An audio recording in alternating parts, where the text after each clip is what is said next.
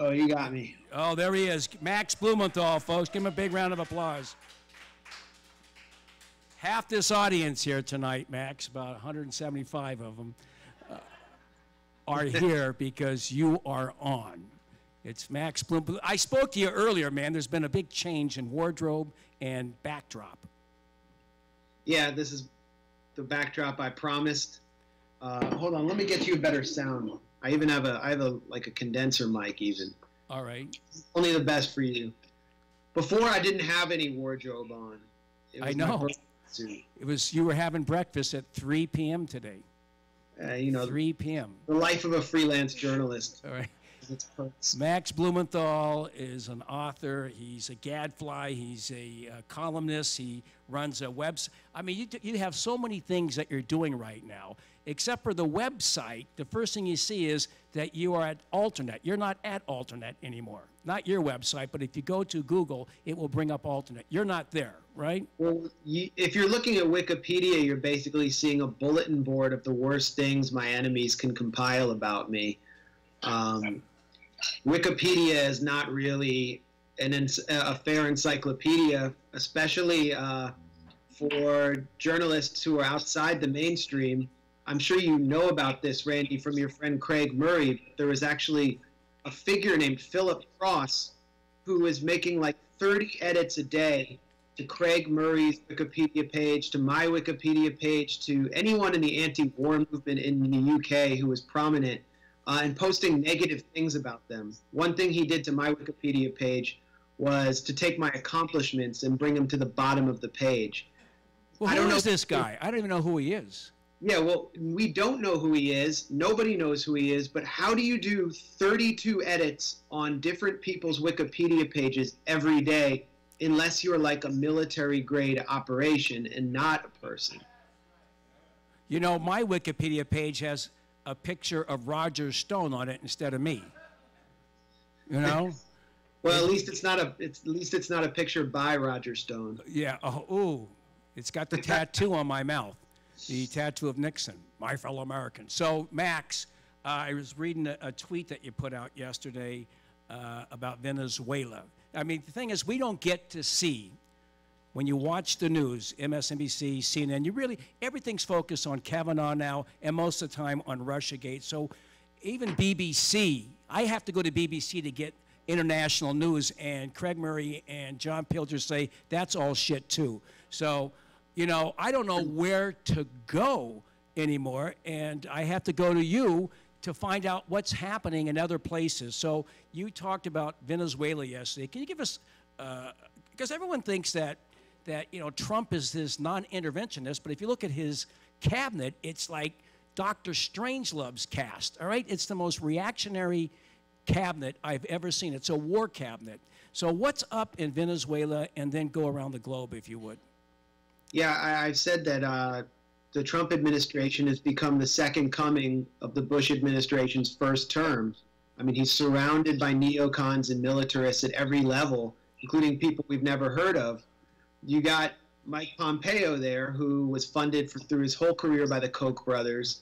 He's a right-wing evangelical end-timer from Kansas, represents the Christian right, has, you know, the critical thinking and cerebral capacity of a dishwasher, oven, or microwave oven, and basically he's just there to advance the agenda of the Pentagon at the State Department. So the State Department's been totally gutted, and you know, since the Iraq War has come to a close, the Syria operation has failed. The U.S. is turning more of its attention to Latin America, and you see Mike Pompeo bellowing these threats. Venezuela. Mike Pompeo late last week said that basically by Monday, a series of U.S. actions will be taken against Venezuela. He didn't say what they were. This is perception management. It's psychological warfare by the U.S. against Nicolas Maduro and his inner circle, who are under some of the harshest sanctions ever imposed on a country, a de facto blockade. And as we saw last month, there was an assassination attempt on Nicolas Maduro at a military parade carried out from Colombia. And you got to assume that Pompeo and his crew knew this was coming.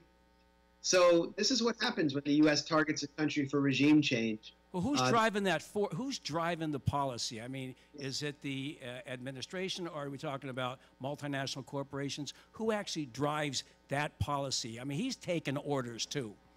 It's the same people who drove the Bay of Pigs, the same people who've been driving policy against Cuba since the 1960s. It's the Miami lobby, the right-wing Miami lobby. And you got three figures in Congress who are behind this: Ileana Ros-Lehtinen, Ted Cruz, and Marco Rubio. All of them are American exiles, and they're shaping this Trump policy towards Latin America.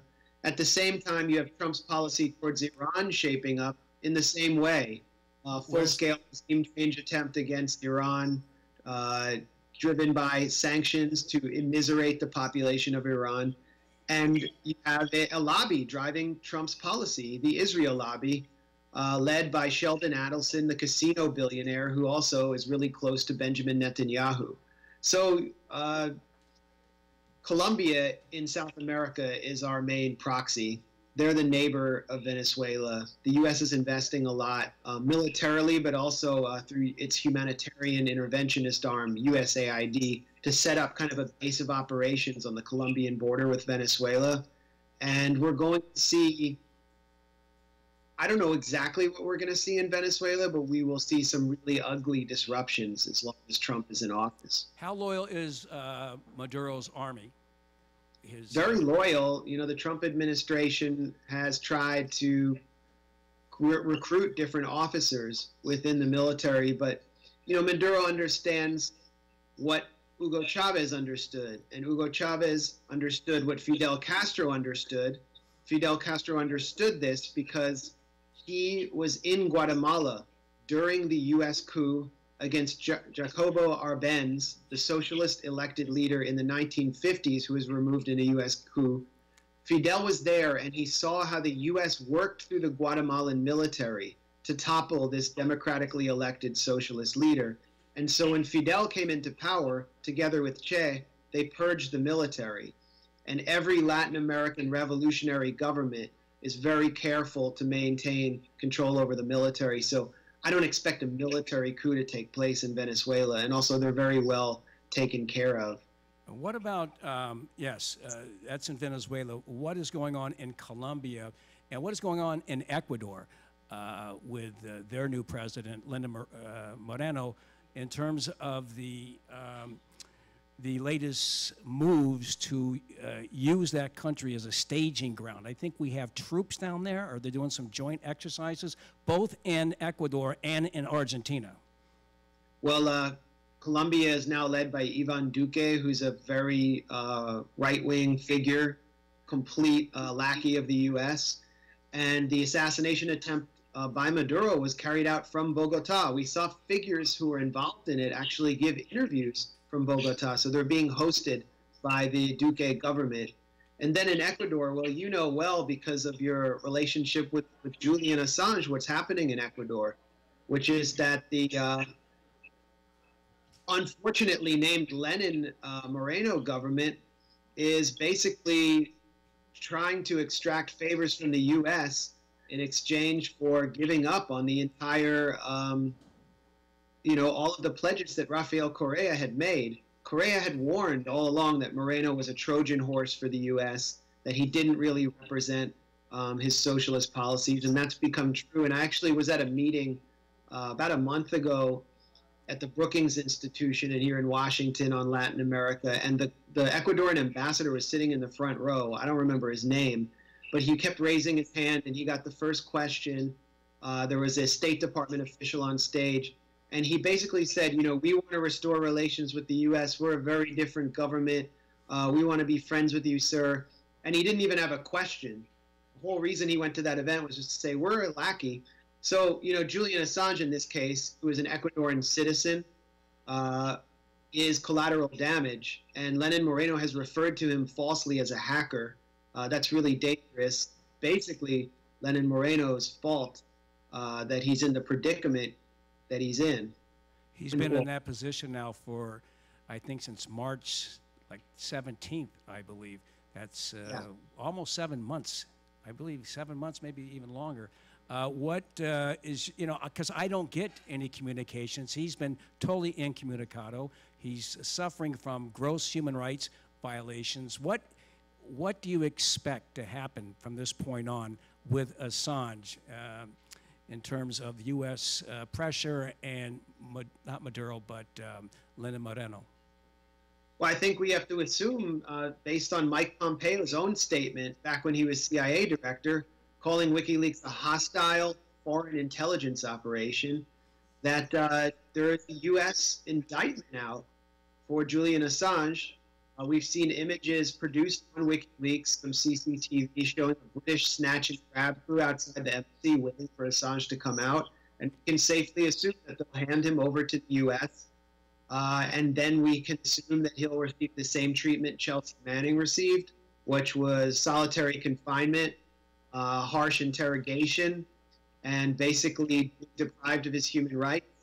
And you know what's really shocking to me, Randy, is we constantly hear all these Beltway journalists freaking out because Trump says mean things about them. But here you have a journalist who would represent first figure to be prosecuted by the U.S. for simply publishing classified information, being deprived of his human rights and already held in solitary confinement in the British embassy. And they don't say anything for him. They don't care about him. And if anything, they see him same way Mike Pompeo does. That's an official enemy.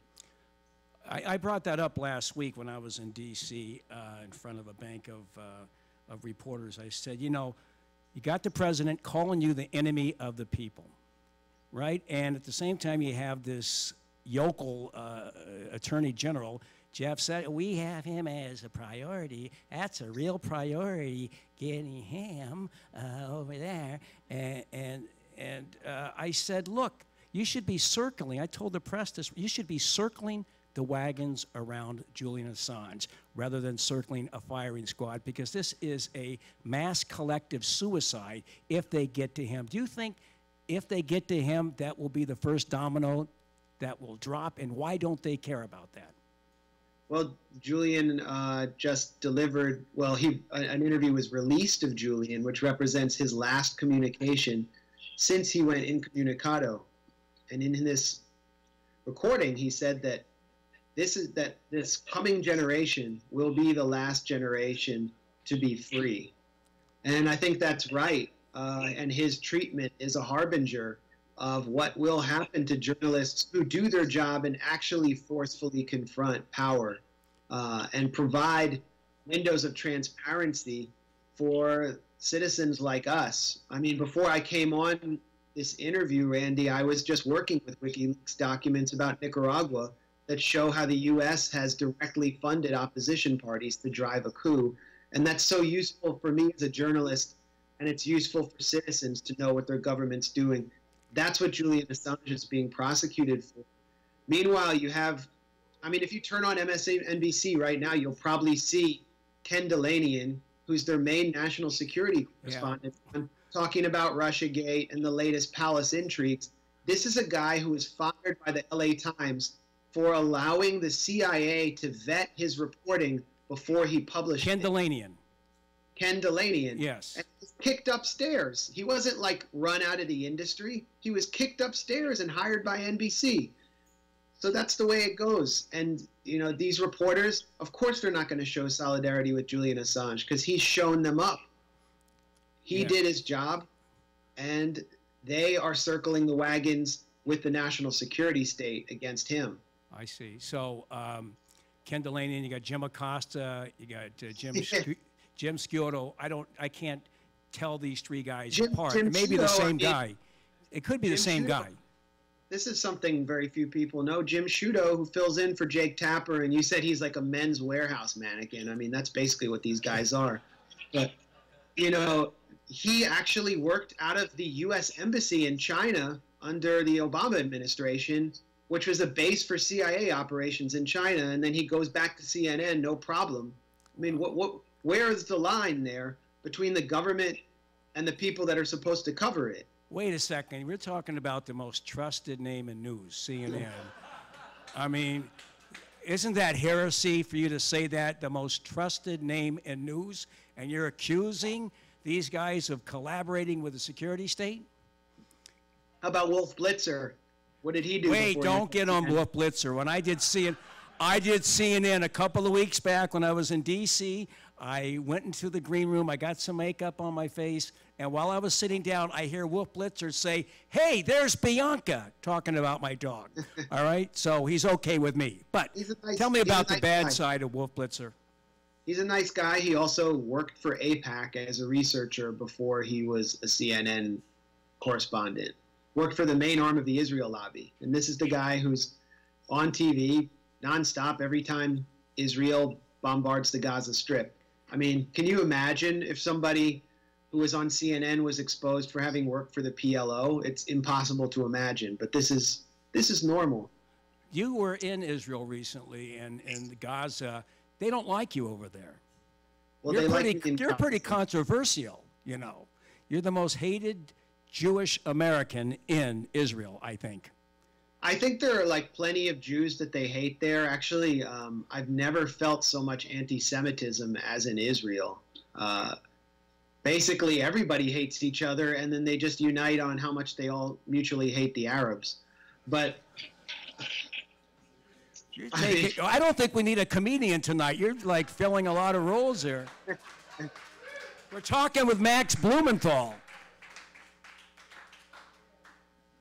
Well, yeah, I actually managed to get in, and I thought I was going to be detained at the airport and, get a, full cavity search, but I was just waved in, surprisingly. I've written 2 books about Israel-Palestine that definitely were not received well by the Israel lobby. And I have a documentary out with my colleague Dan Cohen called Killing Gaza, and it shows you what life is really like in the Gaza Strip, which is an area that's been under siege for over a decade. And I actually managed to get into Gaza for a few days and see how the situation has developed. And it's worse than ever before, especially since Donald Trump and the Trump administration have cut off funds to the United Nations Relief Works Agency, which basically supports 70% of the population of Gaza with basic food and schooling, free schooling. And they've cut off all funds to it. So people in the Gaza Strip, they say that we're alive because of God and the United Nations, and now they're only left with God. Many of these schools are going to close, and it's a very horrible situation that actually has people in the Israeli military worried, because you drive people to such desperation, you don't know what they're going to do next. So let me ask you, is there a lot of popular support in Israel for their foreign policy, or is it pretty much divided? Yeah, I mean, there's no party in Israeli politics that has any chance of winning on a national level or entering in a governing coalition that does not support the occupation in one way or another, the settlement enterprise in one way or another. But the Likud party, the party of Netanyahu, that is the party that dominates Israel completely and will probably lead Israel for the rest of our lives unless apartheid is dismantled. And then the next generation of leadership, the young people, are like the opposite of American Jews, where the young, Jewish American youth are becoming more and more progressive, whereas in Israel they're simply becoming more and more fascist. And the reason is not only because of like more religious involvement in the state, but because they all have to be conscripted into the army at age 18, and the army is one of the key areas for right-wing indoctrination in Israeli society. Wow. I'm going to have to change topics because I'm afraid the JDL is going to be outside the Commons Cafe in 2 or 3 minutes, and I've got the alt-right already wanting to see me fry. But does anybody, before I continue with Max, anybody have a burning desire to ask Max a question? Priya from all right. Hi, Priya.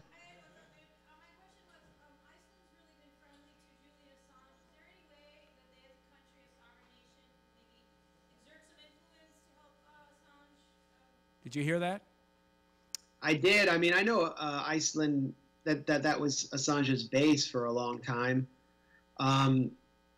I know very little about Icelandic politics. I had a chance to meet Brigida, who is now, I think, their foreign minister from the Pirate Party.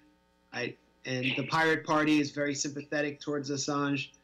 but they're in a governing coalition.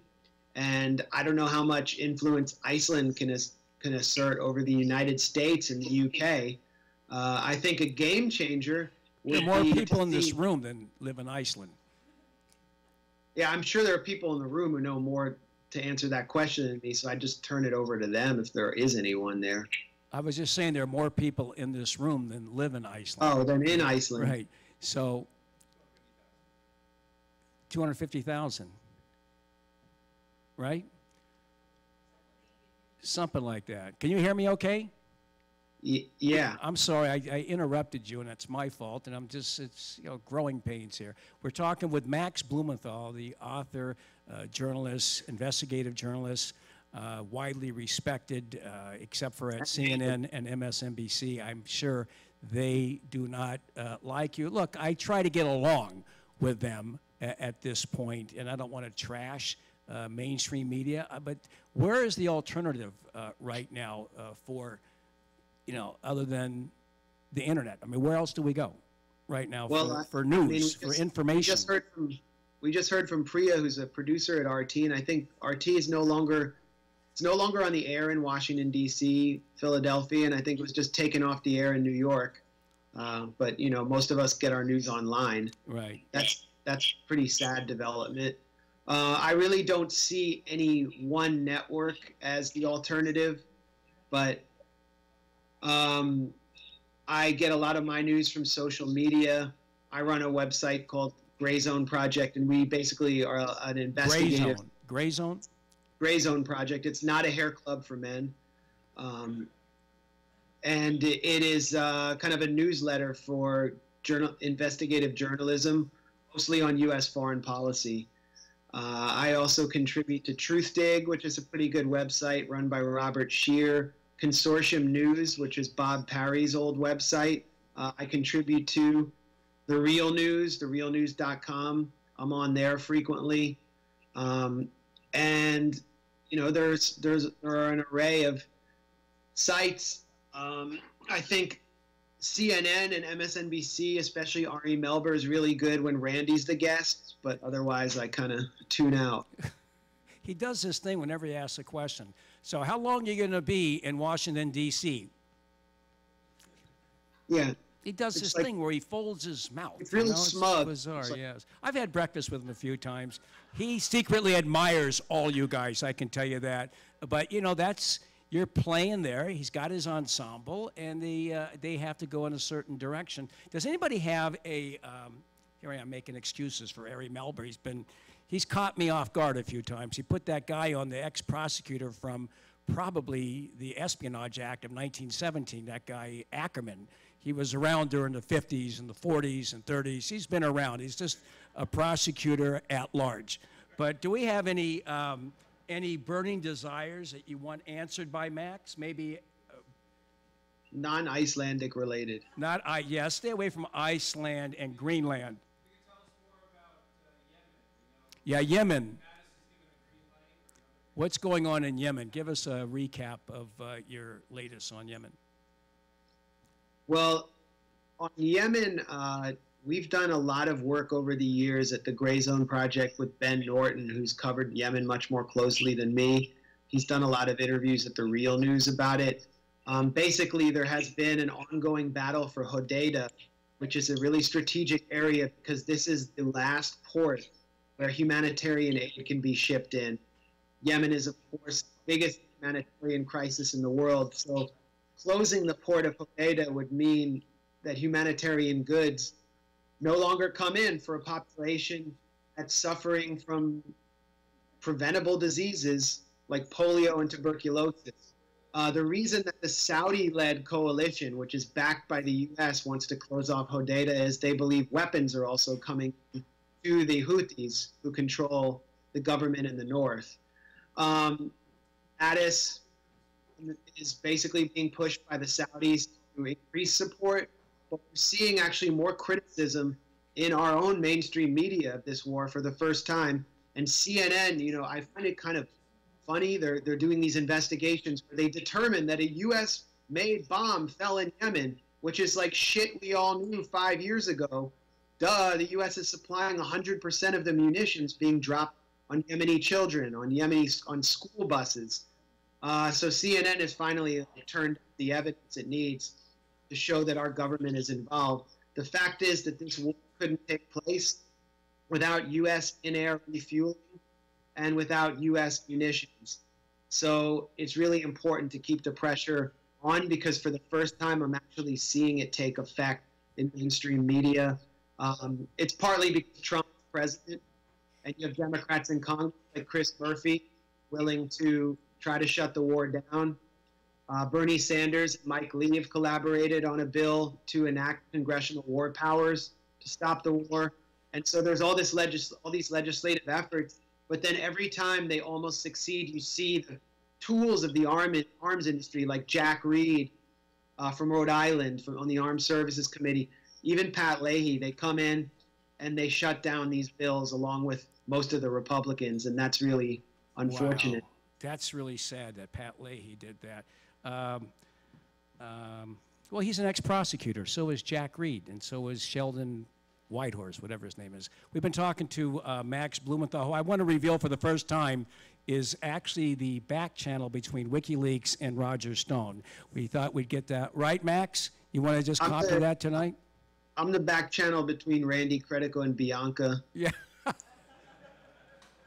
Hasn't Max? Listen, we have a lot more show, but Max, thank you. It was very enlightening and informative. Give Max Blumenthal a big round of applause. Thank you, Max. Thanks Back at you. Thanks, everybody.